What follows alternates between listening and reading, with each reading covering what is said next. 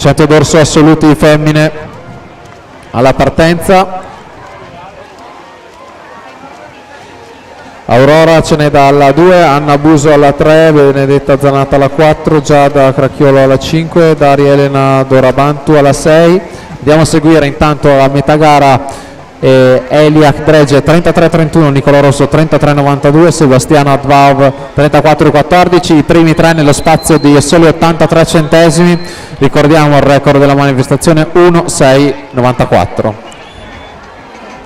In corsia 4 Eliat Drege 1:8:78 il suo tempo di iscrizione, ovviamente il miglior crono appunto gareggia in corsia 4 ed è lui che è in testa in questo momento. Ora attenzione al rientro di Nicola Rosso dalla corsia 3.